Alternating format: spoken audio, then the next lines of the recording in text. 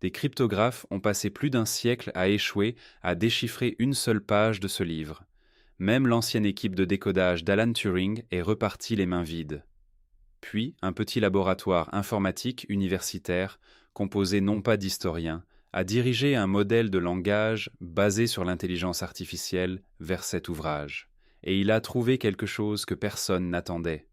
Le livre qui a mis en échec tous les cryptanalystes. Le manuscrit Voynich est un vrai livre conservé à l'université Yale, dans la bibliothèque Beinecke des livres rares et des manuscrits, répertoriés sous la référence MS 408.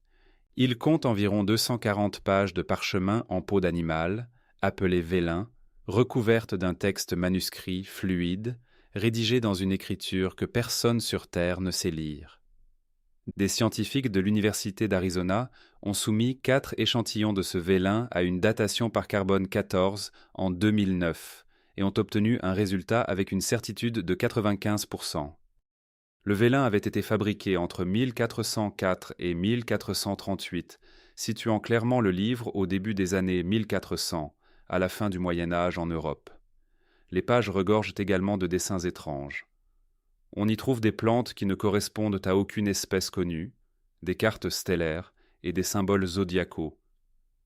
Des femmes nues se baignant dans des bassins reliés par de curieux tubes, des diagrammes circulaires que certains appellent rosettes, des récipients à l'allure pharmaceutique, et de denses blocs de texte que certains chercheurs pensent être des recettes. Les historiens ont regroupé tout cela en 6 sections, en se basant uniquement sur les illustrations, puisque personne ne peut lire les mots qui y sont associés.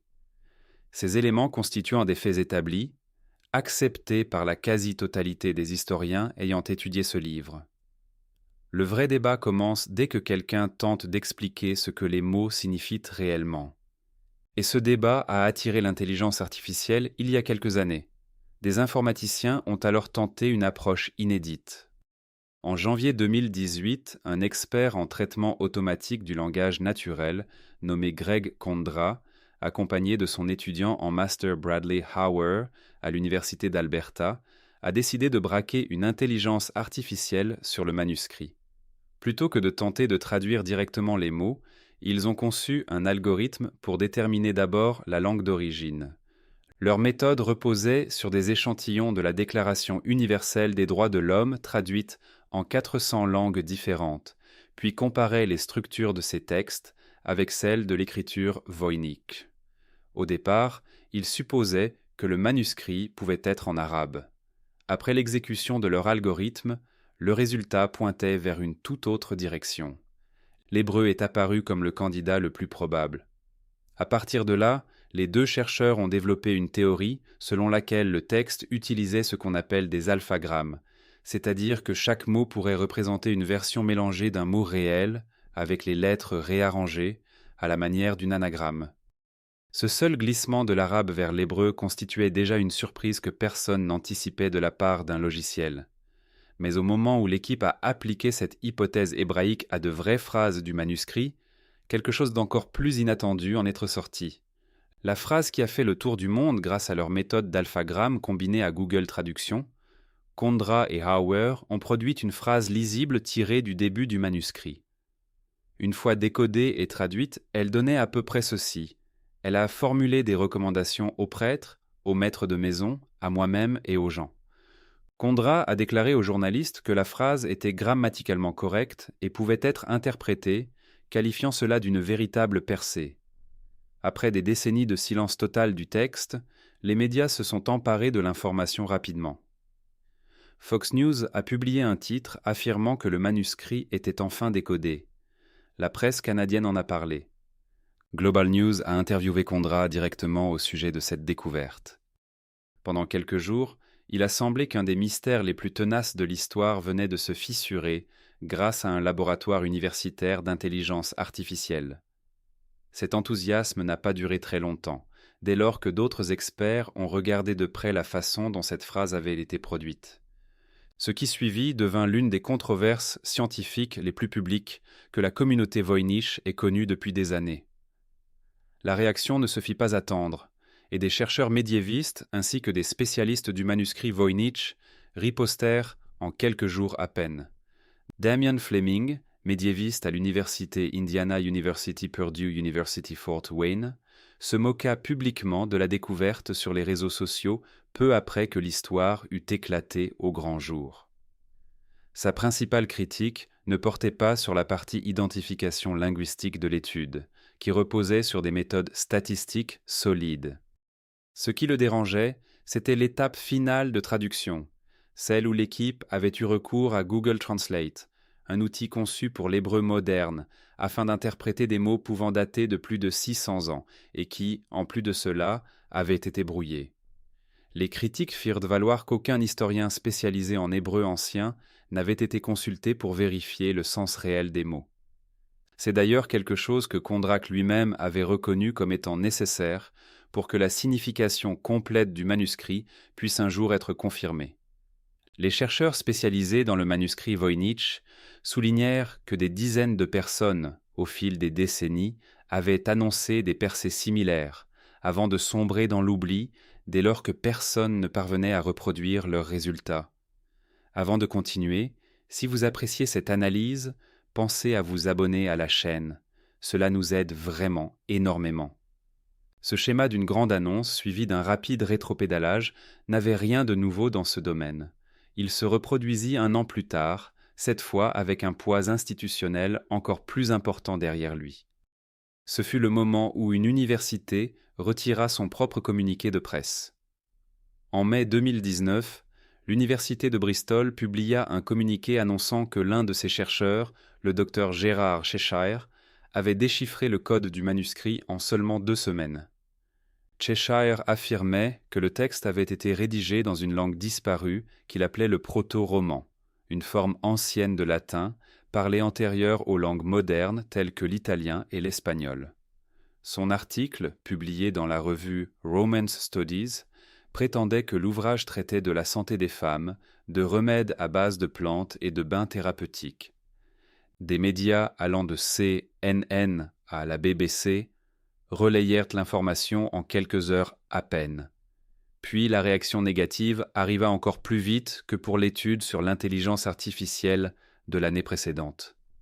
Lisa Fagan Davis, directrice exécutive de la Medieval Academy of America, qualifia l'idée même d'une langue proto-romane d'absurdité totale, précisant qu'elle avait tenté de reproduire les résultats de Cheshire des années auparavant et que la méthode s'effondrait dès qu'on essayait de l'appliquer de manière cohérente. Elle expliqua que les substitutions étaient subjectives, ce qui signifiait que l'on pouvait faire correspondre les lettres à n'importe quel mot selon le résultat que l'on souhaitait obtenir. Bristol retira l'article de son propre site web en moins d'1 journée, indiquant que des préoccupations avaient été soulevées quant à la validité de la recherche. 2 affirmations majeures en 2 années différentes, toutes 2 annoncées avec fracas, et toutes 2 rapidement invalidées par des experts extérieurs. Une 3e théorie existe également, et elle soutient que le manuscrit entier n'aurait peut-être même pas besoin d'être traduit, car il se pourrait qu'il n'y ait tout simplement rien de réel à traduire. C'est la théorie selon laquelle l'ensemble du livre serait un faux. En 2004, un chercheur du nom de Gordon Rugg proposa quelque chose de radicalement différent d'une simple affirmation linguistique. Il avança que le texte aurait pu être généré à l'aide d'un outil appelé une grille de Cardan, un dispositif percé de trous découpés dans du carton, que l'on fait glisser au-dessus d'un tableau de fragments de mots. En alignant la grille sur des colonnes remplies de préfixes, de radicaux et de suffixes, il devenait possible de produire mot après mot quelque chose qui ressemblait statistiquement à une langue réelle, sans que rien de tout cela n'ait le moindre sens. Rugg mit en évidence le schéma inhabituel de longueur des mots du manuscrit, qui se comporte d'une manière étrangement régulière que les langues humaines naturelles produisent rarement, comme preuve venant appuyer l'hypothèse d'un processus mécanique de ce type. Il existe néanmoins un sérieux problème avec la chronologie. La grille Cardan fut inventée par Gerolamo Cardano en 1550. Le vélin du manuscrit a été daté par Carbone 14 entre 1404 et 1438, soit plus d'1 siècle avant que cet outil n'existe.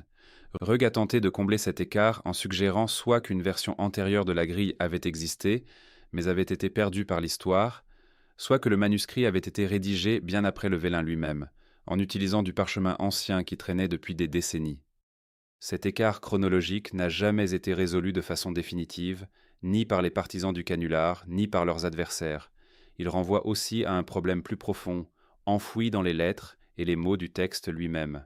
Un problème que ni l'étude par intelligence artificielle ni la théorie du canular ne peuvent pleinement écarter. Ce sont les mots qui se comportent comme une vraie langue sans en être une.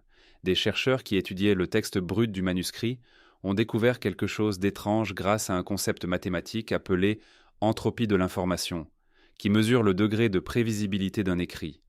Un charabia aléatoire tend à obtenir un score très élevé sur cette mesure, puisqu'aucun schéma ne s'y répète. Les langues humaines réelles, elles, obtiennent des scores bien plus bas, car certaines lettres et structures de mots reviennent constamment. Le script voynich obtient lui aussi un score bas, se rapprochant davantage du comportement d'une vraie langue que du bruit aléatoire. Les mots obéissent également à des règles internes strictes concernant les caractères autorisés au début, au milieu ou à la fin d'un mot, à l'image des règles grammaticales que l'on trouve dans de vraies langues. C'est précisément ce type de régularité qui convainc certains chercheurs qu'une signification réelle se cache quelque part dans ce texte.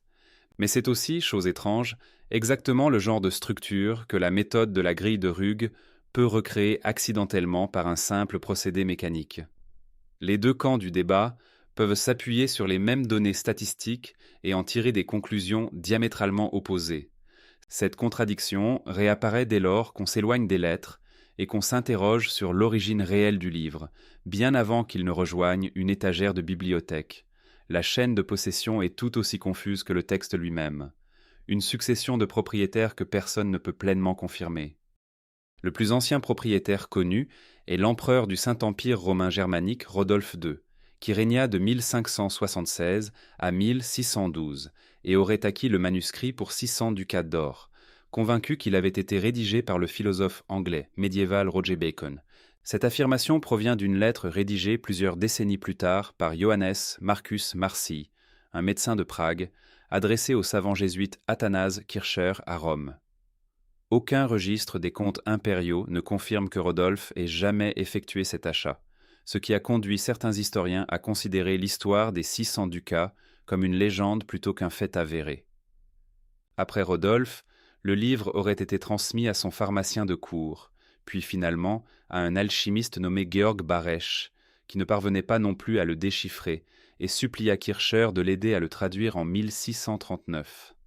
Après la mort de Baresch, Marci hérita du manuscrit et l'envoya à Kircher en 1665, accompagné de sa désormais célèbre lettre.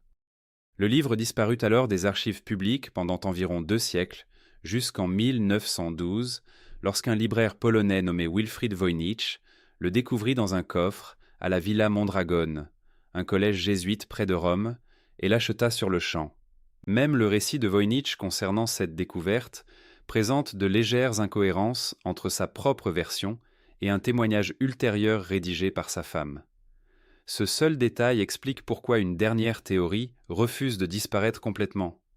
L'idée que l'ensemble du manuscrit pourrait être un canular réalisé bien plus récemment que quiconque ne l'imagine.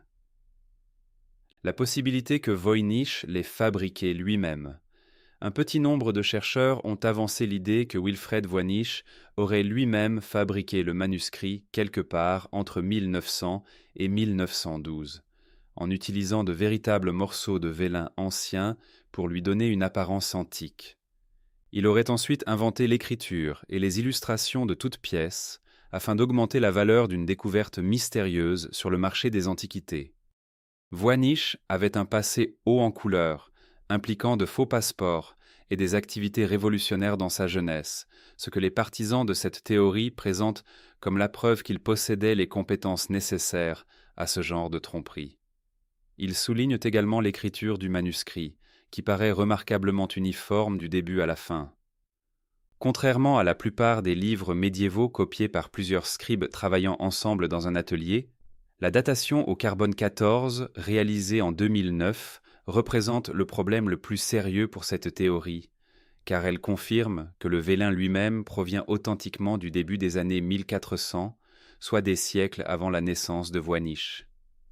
Ce seul test scientifique ne suffit pas à éliminer entièrement toutes les versions de la thèse du faux, car un vélin ancien aurait théoriquement pu être réutilisé par un faussaire ultérieur. Mais cela signifie que la version la plus répandue et la plus souvent citée de la théorie du canular se heurte à un obstacle physique particulièrement difficile à contourner. Voilà donc ce à quoi tout cela aboutit réellement. Après l'étude par intelligence artificielle, l'hypothèse du proto-roman de Bristol, la théorie du canular de la grille de Cardan, les analyses d'entropie et plus d'un siècle de registres de possession semés de lacunes, personne n'a encore produit une traduction que d'autres experts puissent confirmer de manière indépendante.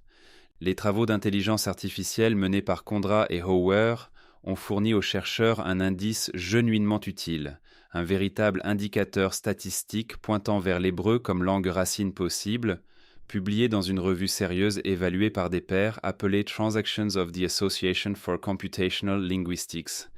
Mais la phrase unique qui a fait les manchettes s'appuyait sur un outil de traduction moderne, jamais conçu pour un texte vieux de 600 ans et potentiellement brouillé.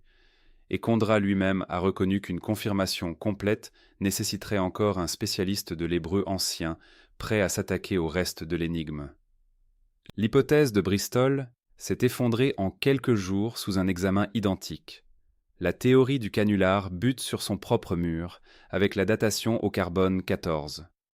Ce que les preuves soutiennent réellement, ce n'est ni un mystère résolu, ni un faux avéré. Elles soutiennent un manuscrit qui ne cesse de produire des schémas suffisamment réels pour attirer de sérieux scientifiques et suffisamment complexes pour faire échouer chaque affirmation de victoire jusqu'à présent. Si ce genre d'exploration en profondeur vous donne envie d'en voir davantage, s'abonner ne coûte rien et permet à cette chaîne de continuer à déterrer des histoires comme celle-ci.